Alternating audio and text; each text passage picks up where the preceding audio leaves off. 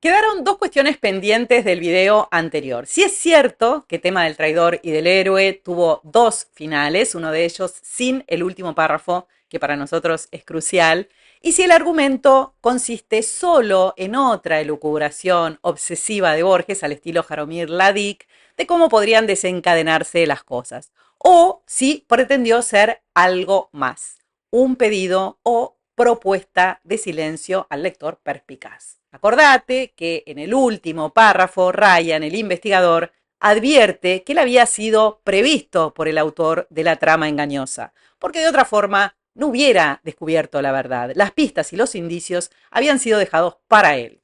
Consciente de que logró descifrar el misterio gracias a esta ayuda, se sintió personalmente invitado al complot. Iba a ser tan ingrato como para traicionar esa muestra de amistad y de confianza. No, Ryan decidió silenciar la verdad y alimentar el mito del héroe en total complicidad con él. En esto consiste el último párrafo. Y desde 2013 se cree que fue un agregado que Borges hizo en la segunda versión del cuento, la publicada en Ficciones y Artificios, y que no aparecía en la primera versión publicada pocos meses antes en la revista Sur. Se cree esto, te decía, a partir del 2013, porque ese año se encontró en el subsuelo de la Biblioteca Nacional un ejemplar del número 112 de Sur en el que el cuento termina antes, sin el párrafo que te comenté. Esta sería una reproducción del ejemplar hallado que yo fotografié en el Centro Cultural Jorge Luis Borges a fines de 2023 en el stand dedicado a Tema del Traidor y del Héroe. Y esta es la explicación que aportaba la inscripción en el mismo stand y dice que el ejemplar se encontró entre los anaqueles de las colecciones duplicadas de la Biblioteca Nacional. Esta sería la reproducción del interior del ejemplar con la publicación del cuento que tiene correcciones de Borges hechas en tinta y donde se ve que falta el párrafo final. Dato curioso, no coincide la página 26 de la reproducción con la inscripción explicativa de abajo que menciona que el cuento iba de la página 132 a 135. Más curioso todavía es el artículo que le sigue al cuento de Borges, titulado Algunos recuerdos sobre Maurice Ravel. Ya voy a volver sobre esto, porque es muy raro que un artículo de otro autor, no relacionado con Tema del Traidor y del Héroe, repita su contenido. Y esta es la esquela suelta, perdida o conservada entre las páginas del ejemplar, en la que Borges habría redactado el párrafo final que luego incorporó en la segunda publicación del cuento. Paso a darte las razones por las que considero que todo o algo de esto es fake. Razones conceptuales, ¿no? Que tienen que ver con el argumento. Analicemos qué pasaría si le sacamos el último párrafo. ¿Podría no estar? Sí, por supuesto. La historia no quedaría trunca, seguiría siendo inteligible y tal vez hasta seguiría siendo una buena historia, pero se debilitaría un montón el comienzo del cuento y sobre todo no sería una historia digna de Borges. Se debilitaría el comienzo del cuento porque ahí Borges anunció con pompa, casi te diría, que su argumento estaba influido por Chesterton y por Leibniz. Misterios elegantes más armonía preestablecida. Ahora, sin el párrafo final, el misterio no es muy elegante que digamos, se vuelve bastante común, bastante ordinario, una simple falsificación histórica de las que hay tantas. Y la armonía preestablecida, sin el párrafo final, ¿a qué quedaría reducida? Al guión que Nolan escribió para la ejecución de Kilpatrick, para que no pareciera un castigo. Sería una lágrima de argumento, ¿no? Un hecho histórico cuya verdad falseada fue descubierta años más tarde por un investigador. Borges no escribe así. Menos habiendo hecho un montón de habilidosas jugadas para poner la pelota frente al arco. ¿Y a vos te parece que no iba a hacer el gol inmediatamente, sino 2 meses después? Porque el gol es el párrafo final, ¿no? Recién con el párrafo final, la historia se vuelve borgiana, es decir, recursiva, periódica, porque al ocultar Ryan la verdad, siempre puede haber un nuevo investigador que vuelva a descubrir la verdad y que vuelva a silenciarla. El rol de Ryan puede repetirse una y otra vez, una y otra vez. No así el de Kilpatrick o el de Nolan. Ryan es sin duda el protagonista del cuento y lo es a partir de este párrafo final, porque no es un investigador, sino que representa a todos los investigadores que en el porvenir seguirían repitiendo la historia, hasta que alguno la frenara. diciendo la verdad. De manera que, desde el punto de vista de la riqueza que cabría esperar de un argumento de Borges, sería muy improbable una primera versión sin este final. Yendo al contenido subterráneo, a la coherencia con el contenido subterráneo de los otros cuentos de artificios, también el párrafo final tiene toda la lógica, ocupa su lugar. Luego de confesarse a sí mismo en la forma de la espada que se delató por el maldito Premio Nacional, luego de admitir en La muerte y la brújula que, aunque preveía que lo iban a descubrir, no podía impedirlo, luego de rogar a Dios por un poco más de tiempo en El milagro secreto, ahora en Tema del traidor y del héroe, Borges pide colaboración al lector perspicaz con esta propuesta de silencio que está en el párrafo final. De manera que, a mi modo de ver, salvo que haya habido un error de impresión en ese ejemplar, no hay versión posible sin ese che lector, por la causa, cállate la boca. ¿Qué hacemos entonces con el ejemplar hallado en 2013? Bueno, antes de decidirlo, yo escucharía a María Kodama. Casi 10 años más tarde de este episodio, es nombrado, a pedido de intelectuales encabezados por Victoria Ocampo, que creó la mítica revista literaria Sur, director de la Biblioteca Nacional de Buenos Aires en 1955.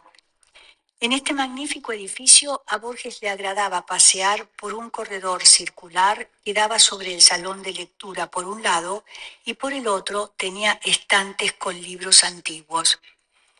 Muchas veces en el sótano, verdadero laberinto de libros, se divertía jugando a las escondidas. ¿Esto es una cargada? ¿Borges ciego jugando a las escondidas en el sótano de la Biblioteca Nacional, que se ponía contra la pared y decía punto y coma del que no se escondió en broma? ¿O jugaría a esconder documentos apócrifos? ¿Algún ejemplar de la revista Sur performático, digamos, para no decir apócrifo? Acción performática que, si querés llamar engaño, estaría perfecto. Porque que Borges dejaba regalos personales en la biblioteca, eso es seguro, no es un hecho. Escuchá a María Kodama.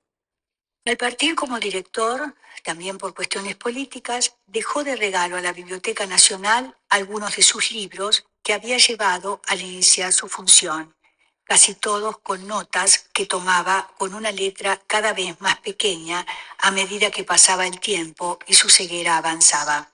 Regalos y escondites. Esta sería una alternativa al error de impresión que yo imaginaba antes. Borges, en algún momento de sus 18 años como director de la Biblioteca Nacional, pudo haber dejado en la hemeroteca una esquela con el final de Tema del traidor y del héroe, etcétera, etcétera, para que algún investigador lo encontrara en el futuro. Después de todo, mirá lo que se explicaba en el stand del Centro Cultural Borges sobre este ejemplar cuya reproducción se exponía. Dice que el ejemplar fue incorporado al acervo durante su gestión como director sin actos ni inscripciones y pasó a integrar la colección de reserva de los fondos generales, donde fue hallado casi medio siglo después. Incorporar una revista sin actos ni inscripciones es dejarla ahí. Y si ese ahí es un laberinto de libros, bueno, eso equivale a esconderla.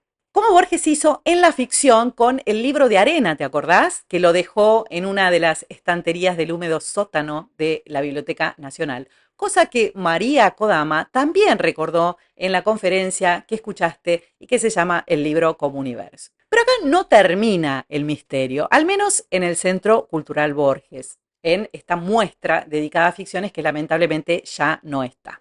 Señalé que en la reproducción que se exponía había una incongruencia en el número de páginas. Otra curiosidad es que el nombre de Jorge Luis Borges aparece tachado, como si dijéramos este final sin el último párrafo no es de Jorge Luis Borges. Pero lo más curioso es el artículo que le sigue al cuento, cuyo autor no se especifica hasta que lo lees y te das cuenta que es Borges. Es Borges empleando el viejo recurso de escribir una necrológica para un amigo que partió y que corre riesgo de ser mal interpretado. Es un artículo fake, evidentemente. El que partió en este caso no es Pierre Menard, no es Herbert Quain, es Maurice Ravel, que, según googleé, murió en 1937. El artículo empieza diciendo 5 años hace que murió Maurice Ravel. Hacé la cuenta, 1937 más 5, el artículo se escribió en 1942. Y esta reproducción del número 112 de Sur salió en febrero de 1944. O sea que el artículo sobre Maurice Ravel se publicó en Sur con un delay de 2 años y no se corrigió la fecha del artículo. Todo raro, ¿no? Pero además, al supuesto autor se le presenta con respecto a Maurice Ravel la misma situación que se le presenta a Ryan con Kilpatrick. Mirá qué casualidad, porque dice que a pesar de que a Maurice Ravel nunca le importó la fama, la tiene inmensa y eso le hace correr el riesgo de que se escriban obras comerciales sobre su vida. Como está muerto y no se puede defender, el autor del artículo, por haber sido su amigo, siente el deber de cuidar la reputación de Maurice Ravel para que su celebridad se establezca sin engaños. Y ahora cito, ¿no se comete una especie de profanación al divulgar ciertas particularidades de un hombre que se ha vuelto ilustre? ¿No se corre el riesgo de traicionar la amistad que nos ha demostrado y que no se anudó para usarse de esa manera? Misma situación de tema del traidor y del héroe, planteada ahora para Maurice Ravel y que subterráneamente representa la situación de el lector perspicaz respecto de Borges, al que Borges le pide a través de estos escritos que reflexione, que no profane su memoria, que siga la armonía preestablecida, el guión que Borges escribió para él en una muestra de confianza. ¿Querés leer esto mismo en la inscripción del Centro Cultural Borges? El tema de Traidor y del Héroe no es solo un cuento policial, es un relato sobre los archivos y los investigadores, sobre la veracidad de los documentos, sobre la lealtad a la causa, a la verdad o a la literatura, que puede ser una verdad. Lo que te decía, ¿no? No estamos frente a un mero cuento policial, sino frente a un guión que el lector que sabe leer subterráneamente va a decodificar como propuesta de silencio. Borges pretende que el argumento salte del papel a la realidad, cosa que también puedes leer en la inscripción del Centro Cultural Borges. Bajo la forma de ciclos periódicos, este relato propone una serie que progresa y amenaza con extender la repetición más allá del papel. Cuenta sobre una serie de investigadores, de lectores, que prefiriendo la causa a la verdad, traicionan la objetividad y la verdad, pero se hacen héroes, ¿no? Que cubren al héroe. Esta es la finalidad de Tema del Traidor y del Héroe, y lo fue desde el momento cero. Como si esto fuera poco, en el stand dedicado a Tema del Traidor y del Héroe se subrayaba una vez más el único final posible para este cuento. Ahora con un comentario sobre la película de Bertolucci, La estrategia de la araña, de 1970. La inscripción dice que la de Bertolucci es la única adaptación del cuento que Borges autorizó y que a Bertolucci no le interesó tanto la repetición cíclica de la serie de investigadores, pero que aún así Athos Magnani hijo, que descubrió la verdad sobre Athos Magnani padre, sufrió una derrota cuando quiso revelar la verdad. Y al final de la película, el hijo del héroe y traidor reúne a los habitantes del pueblo para contarles la verdad que había descubierto. Pero cuando ve sus caras, no puede hablar. No se siente capaz de desilusionar a los que consideraban a su padre como un héroe, como un ídolo. Con todo esto, bueno, espero que notaras que Borges fue muy lejos con sus acciones concretas y fue muy lejos en el tiempo para tratar de salir de la situación embarazosa en la que se sentía y en la que se sintió durante toda su vida. La muestra del Centro Cultural Borges, que sin duda fue diseñada por él para que María Kodama la ejecutara después de su muerte, fue pensada en vida para su larga posteridad. Asunto que voy a retomar más adelante después de analizar 3 versiones de Judas, que es el cuento de artificios que nos falta.